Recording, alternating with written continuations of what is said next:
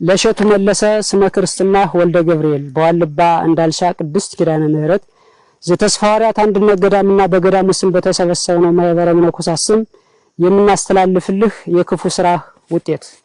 የዘጠኝ ወር ጥናት ተደርጎ ከዘጠኝ ወር በኋላ ነው ወደ ማህበሩ የሚገባው። 9 ወር የጥናት ጊዜ ነው። ከ9 ወር በኋላ ወደ አበው ወደ አንድነቱ ገብቶ እየሰራ የጉልበት ስራ እንዲያው ማይ የሚባልም ስም የላትም። አልመነኮሰይም እዚህ ገዳም በግልጽ ልንገራችሁ። እዚህ ቦታ ላይ አለመነኮሰይም፣ እኛ አላመነኮስናትም፣ አናውቃትም። ግን ይኸው አሁንም አውልቅ ካልከኝ አውልቅ ያስረክባለሁ ላ ይሻላል። ለተውልቀው በያው እግዚአብሔር ፊት ነው የምነግርህ። እኔ በክብር ሰዎች እንዲማሩ እንጂ ተሽ እቱ አፈቀላጤ ነው። በጣም ከሚገርመ እኛኛ ሲመጣ ጎንበስ ይያለ እሻባስ በጣም ለስላሳ እንደበት ነው ያለው። እኛን አላቆየን በደቂቃ ነው ያሳመነ። ሰላም ውድ ቤተሰቦች እንደናችሁ ሁላችሁም በያላችሁበት ሰላማችሁ ይብዛ። በዋልድባ አባቶችና በሸቱ መካከል ያለው ነገር እኮ አልበርዳለ። እግረኛው ሚዲያ ደግሞ ሄዶ እዛ ዋልድባ ላይ ቀርጾ የሆነ የአባቶችን መልእክት ምናምን አስተላልፏልና እኔ በጣም እያዘንኩ ነው። እስኪ መጀመሪያ ቪዲዮውን ነው። ለሸቱ መለሰ ስመ ክርስትና ወልደ ገብርኤል በዋልባ እንዳልሻ ቅድስት ኪዳነ ምህረት ዘተስፋ ሐዋርያት አንድነት ገዳምና በገዳሙ ስም በተሰበሰበው ማህበረ መነኮሳት ስም የምናስተላልፍልህ የክፉ ስራ ውጤት።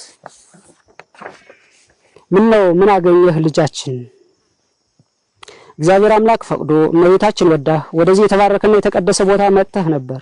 በረከት ልትቀበል ቦታው ልትጎበኝ ከአበው አባቶች ልትባረክ የናቡነ ሳሙኤል የናቡነ ተስፋ ሐዋርያት የናቡነ ሚናስ የናቡነ ምስራቃዊ በረከታቸው ሊያድርብህ አበው በሚስጥር ጠርተው ነበር። አንተ ግን ዋልባን አቃለልከው። የአንድ ባለሀብት መኖሪያ ቤት ያክልን እንኳን ክብር አልሰጠኸውም። እቱ አፈቀላጤ ነው። በጣም ከሚገርመ እኛኛ ሲመጣ ጎንበስ ይያለ እሻባስ በጣም ለስላሳ እንደበት ነው ያለው። እኛን አላቆየን በደቂቃ ነው ያሳመነ።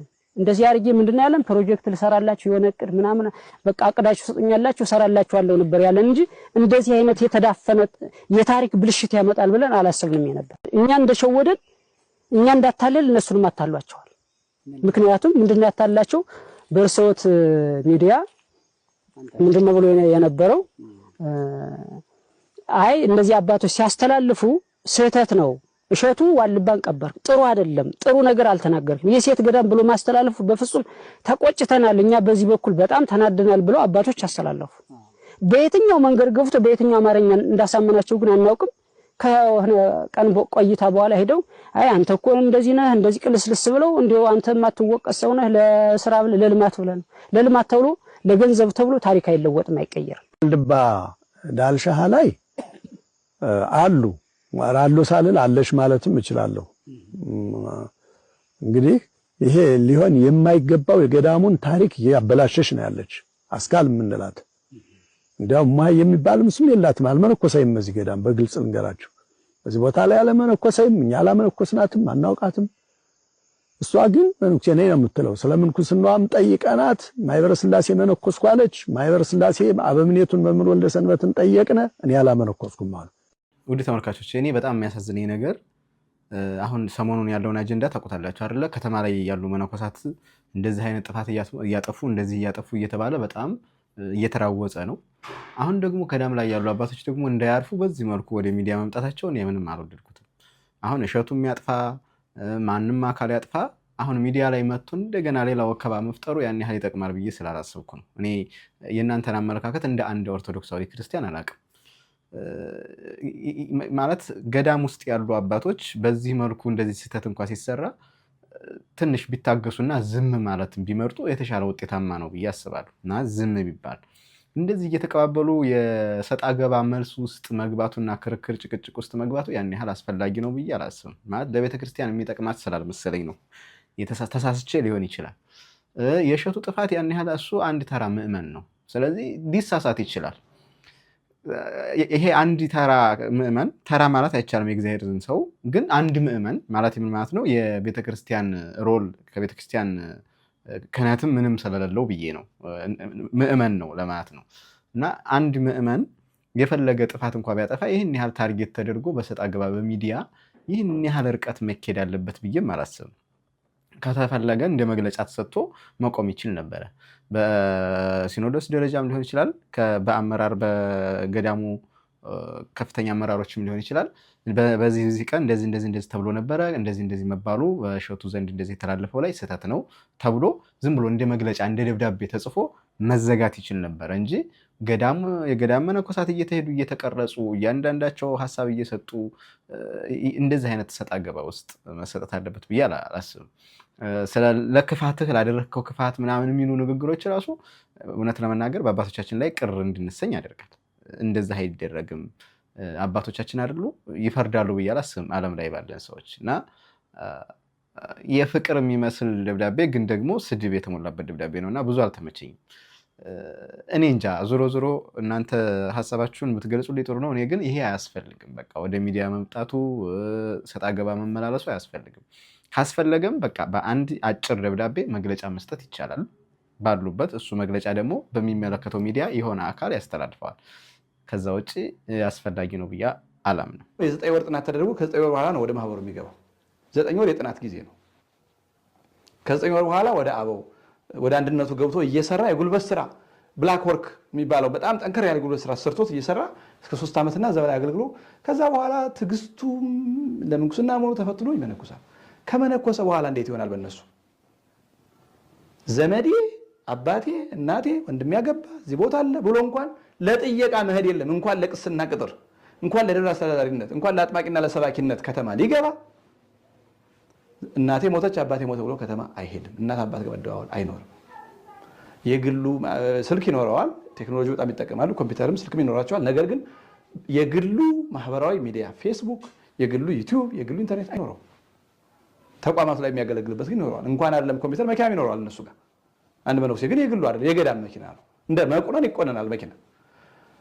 ይሄ ሰርተው ያደጉበት ነው። እነዚህ ሰዎች ግን ከመኪና አይደለም የጀመሩት። አይ እኛም ገዳም እንድንሄድ እንግዲያስ እንደዛ መኪና ይቆነን ልንል አንችልም። እነዛ ሰዎች ሲገቡ የነ ማርሚና የነ ቅዱስ ሚናስ ገዳም 7 መነኮሳት ገብተው አፈር በልተው መከራ በልተው ነው አሁን እዛ ያደረሱት ገዳሙ። በአሁኑ ሰዓት ያ ገዳም አንደኛ ደረጃ ነው። ወደ 35 ፋብሪካዎች አሉት። ስለዚህ እነሱ ከዛ በኋላ አንድ ሰው በዚያ ገዳም ከመነኮሰ በኋላ እስኪሞት እዛ ገዳም ነው። ጳጳስም ቢሾም እዛው ፓትርያርክ ነው። በአሁኑ ሰዓት ብፁዕ ቅዱስ አቡነ ቴዎድሮስ ወይም አባት አድራ ከአባ ብሾ ገዳም የነበሩ አባት ናቸው። የሚኖሩትም እዛ ነው። መንበረ ፓትርያርክ ይመጣሉ። እስክንድሪያ ዓለም አቀፍ ግንኙነት አስፈላጊ ነገር ሲሆን ይመጣሉ። እንደ ዋና መኖሪያ የሚወሰደው ያ ገዳማቸው ድሮ የመነኮሱበት ገዳም ነው። እዛ ነው የሚኖሩት።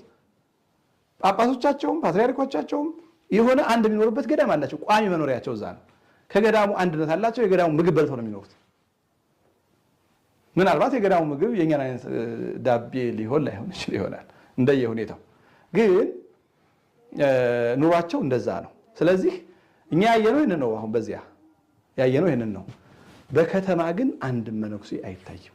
ታሞ ለሕክምና ከፓትርያርኩ የሆነ መልእክት ተጠርቶ ያን አድርሶ ሊመለስ ወይም ከጳጳሱ ተጠርሶ ወይም መልእክት ተቀብሎ ሊመለስ ከሆነ ብቻ ይህም ቢሆን ሰው አያየውም። በመኪና ሄዶ ከመንበረ ጵጵስናው አድሮ ውሎ ስራውን ሰርቶ ይመለሳል። አለቀ እንጂ በከተማ የደብረ አስተዳዳሪ ሆኖ አንድም ቦታ ላይ ሰባኪ ሆኖ ቀዳሽ ሆኖ አጥማቂ ሆኖ ነኩሴ የለም።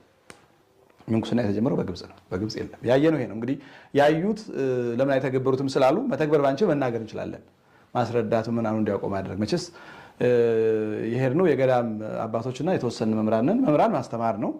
የገዳም አባቶች በየገዳማታቸው የተገበሩት ይሆናል። እኛ ደግሞ እናስተምራለን። ማስተማር መስላችን። አዎ እንግዲህ ይህን ያመጣሁት ለግንዛቤ ነው። ሰሞኑን በከተማ ውስጥ ያሉ መነኮሳት የተለያዩ ጥፋቶች እያጠፉ ነው። ስለዚህ የመነኮሴ መመንኮስ መመነን ነው መሞት ነው፣ ሰው ከዓለም መለየት አለባቸው የሚል እንቅስቃሴ ነበረ። እንቅስቃሴው ደግሞ ማለት በሶሻል ሚዲያ ላይ ያለው አጀንዳ የሰሞኑ አጀንዳችን ማለት ነው። ይህን እንቅስቃሴ የተጀመረበት ምክንያት ደግሞ ሪል የሚያጠፉ መነኮሳት ስላሉና የመነኮሳትን አኗኗር ከመጽሐፈ መነኮሳቱም ከአባቶቻችን ትውፊትም በወጣ መልኩ መነኩሴ በከተማ መኖር እንደሚችል ማብራሪያ የሰጡ መነኮሳትን በመነሳት የተሰጠ ምላሽ ነው ይሄ። እኔ የምለው አጠቃላይ እንደው እናንተም ማለት ይህን ቪዲዮ የምትመለከቱ ይሄ መፍረዱን እንተው ማለት የምንኩስና ዓላማውን እንዳንጎዳው፣ የምንኩስና ዓላማውን እንዳንሰድበው ስለምንፈራ መጠንቀቅ ስላለብን ነው። ነገር ግን ፐርሰናል ማለት መነኩሴ ነኝ ብሎ ጥፋት የሚያጠፋውን ሰው ታርጌት አድርጎ መሞገት ከዛ ከዓላማ ውጭ እየኖረ ስለሆነ እንዲወገድ ማድረግ ይቻላል። ምክንያቱም የቤተክርስቲያንን ስርዓት እያጠፋ ስለሆነ እረፍ እንዲባል በአባቶች ዘንድ ውሳኔ እንዲሰጥበት ማድረግ ይቻላል። ግን በጅምላ እንደዚህ አብዛኛውን ሰው ማራወጹ ያን ያህል ቤተክርስቲያን የሚጠቅማት ስላልመሰለኝ ነው። አባትም ያስፈልገናል አይደለ? አባትም ያስፈልገናል። እውነተኛ አባቶችም ስላሉን ማለት ነው። በእርግጠኝነት እውነተኛ አባቶችም ስላሉ እና አጠቃላይ አሁን መምህራችን መምህር ኃይለማርያም እየተናገሩ ያሉት መነኩሴ እንደዚህ ነው የሚኖረው፣ ግብጽ እንኳን በአሁን ሰዓት ቴክኖሎጂ ባለበት ሰዓት እንደዚህ ነው የሚኖረው እያሉ ማብራሪያ እየሰጡ ነው። ለግንዛቤ ነው ያመጣሁት ቪዲዮውን አክቹዋሊ። እና ምን ለማለት ፈልጌ ነው፣ ብዙ ጊዜ አሁን መኖር ዝም ቢሉ አሁን ለምሳሌ ያቃታቸው ሰዎች አሉ አይደል? መንኩሰው ግን መንኩስናውን መኖር አቅቷቸው በከተማም ይኖራሉ፣ ልጅም ኖሯቸውም ይኖራሉ፣ ሴት አስገድደው የደፈሩ ብዙ የሰማነው ጉድ አለ። ዝም ማለት አይቻልም? ዝም ማለት ይቻላል እኮ። መነኩሴ በከተማ ነው መኖር ያለበት። የት እንሄድላችሁ?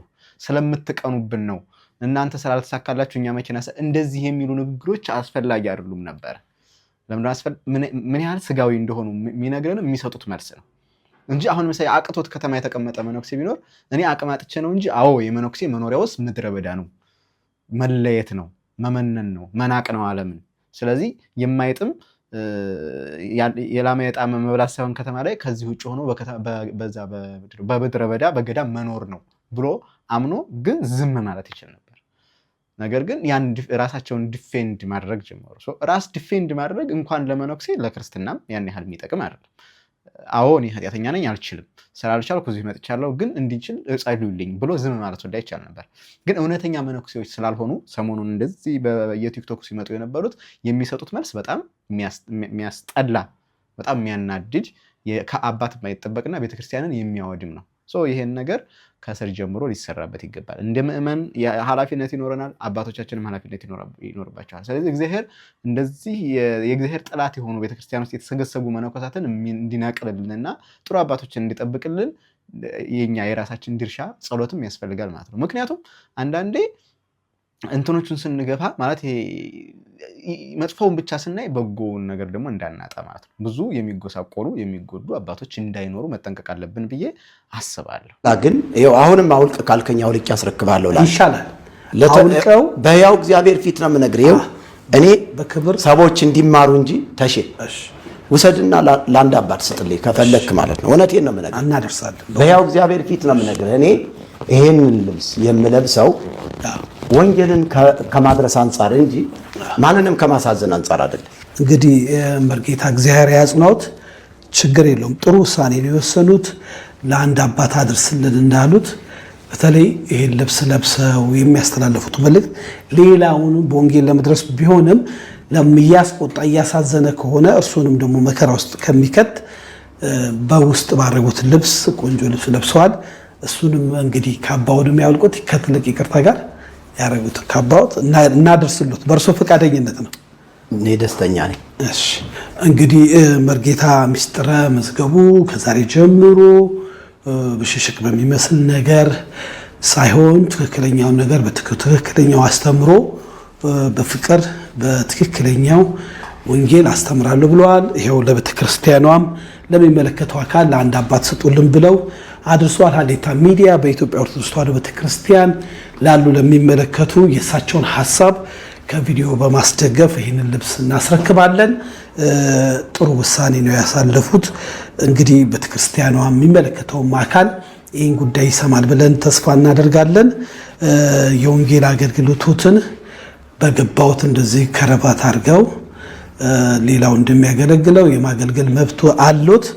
ይሁንና የቤተክርስቲያኑን ነው የቅዱሳን የቤተክርስቲያኑን አስተምሮ ደግሞ በመተቸት መልኩ ሳይሆን በአግባቡ እንደ ማንኛውም እንደሚያስተምሩ ሀሳብ። አዎ እንግዲህ መርጌታ ነኝ የሚለው ሰው ለኦርቶዶክስ ተዋሕዶ ቤተክርስቲያን ከፍተኛ የሆነ ጥላቻ ያለበት የሚሳደብ ንዋያተ ቅዱሳቶቿን አገልጋዮቿን አጠቃላይ ቤተክርስቲያኒቱን የሚሰድብ የሚወነጅል በጣም ክፉ የሚባል ሰው፣ በጣም ክፉ ማለት ነው። በእግዚአብሔር ላይ የተነሳ ክፉ ሰው ነው እውነት ለመናገር። በዛ ላይ ደግሞ የቤተክርስቲያኒቷን የራሷን መስቀሏን ካባዋን እና ቆቧን በማድረግ እያስመሰለ ቤተክርስቲያኒቱ እንድትጠላና አባቶች እንዲጠሉ ሲያደርግ የኖረ ሰው ነው። አሁን ይኸው እንግዲህ በመጨረሻ እኔ አልፈልገውም ሰው እንዲማርበት ብዬ ነው ብሎ ቆቡን ለማውለቅ እየሞከረ ነው ወይም አውልቆ እየሰጠ ነው። እኔ በጣም የታዘብኩት ነገር ከነዚህ ሰዎች ሰው አለማመን ይችላል ማለት ኑፋቄ፣ ጥርጥር ሊነሳበት ይችላል በአንድ ሃይማኖት ውስጥ ሲኖር። ከዛ ሃይማኖት ወጥቶም አይ እኔ እንደዚህ አላምንም እንደዚህ ነው ባምን የሚሻለኝ ብሎ ወደሚሻለው መሄድም የሰው ተፈጥሯዊ ጸባይ ነው። አስገድዶ አስጨንቆ የነፃነት አምላክ አይደል? አስገድዶ አስጨንቆ አምልኩኝ ብሎ የሚያስረን አምላክ የለም። እንደውም አንደኛው እግዚአብሔርን እየወደድነው ከምናመልክበት ነገሮች መካከል ዋናው እየወደድነው እንድናመልከው የሚያደርገን እንዳናመልከውም ነፃነት ስለሰጠን ነው። ከፈለግን ልናመልከው ካልፈለግን ደግሞ መክዳትም እንድንችል ነፃነት ስለሰጠን ነው። ስለዚህ ይሄ ሰውዬ በጣም ቤተክርስቲያን እኔ በጣም ክፉ ነገር ቤተክርስቲያን ላይ ሲናገር የነበረ የሚደረገውንም የማይደረገውን የሆነውን እንዳልሆነ የሚሆነውን እንዳይሆን እየገለበጠ ማለት ነው። ቤተክርስቲያኒቱ የምትለውን እንደማትል የማትለውን ደግሞ እንደምትል እያደረገ ስም ሲያጠፋ የነበረ በኃይለኛው ለቤተክርስቲያን ጠላቱ ነው ሲዋጋ የነበረ ሰው ነውና እንደዚህ መገለጥ ባመኑበት ተገልጦ ማስተማር ይቻላል። ሳይሳደቡ ማስተማር ይቻላል። ለምሳሌ ኦርቶዶክስ እንዲህ ነው ብሎ ሳይሳደብ እንደዚህ ነው ማመን ያለብን ብሎ የራሱን ዶክትሪን የራሱን አስተምህሮ አቆሞ ማስተማር ይችላል። ግን የራሳቸው የቆመ ዶክትሪን ስለሌላቸው ይሄ የነሱ ዶክትሪን የቆመው የሌላውን በመሳደብ ነው። ኦርቶዶክስን በመሳደብ ላይ የጸና እምነት ነው ያላቸው እንጂ የራሱን ችሎ የቆመ እንደዚህ እናምናለን እንደዚህ ብሎ የጸና እምነት አቋም የላቸውም። ምክንያቱም ከአንዱ ቸርች ስትሄዱ ሌላ ከአንዱ ቸርች ስትሄዱ ሌላ ነው። ስለዚህ ደግሞ ይሄ ቤተክርስቲያንን መሳደብ ደግሞ ፋሽን የሆነበት ዘመን ነው አይደል? በእኛ በዚህ በተለይ ከቅርብ ጊዜ ወዲህ በጣም አፋቸውን በቤተክርስቲያን ላይ እየከፈቱ ናቸው ያሉት። እግዚአብሔር ይቅር እንዲላቸው እኛም እንጸልይላለን። ቤተክርስቲያን ለጠላት ሁሉ ስትጸልይ ነው የምትኖረው እና እግዚአብሔር ይርዳቸው፣ ወደ ልባቸው ይመልሳቸው። ሌላ ምን እንላለን?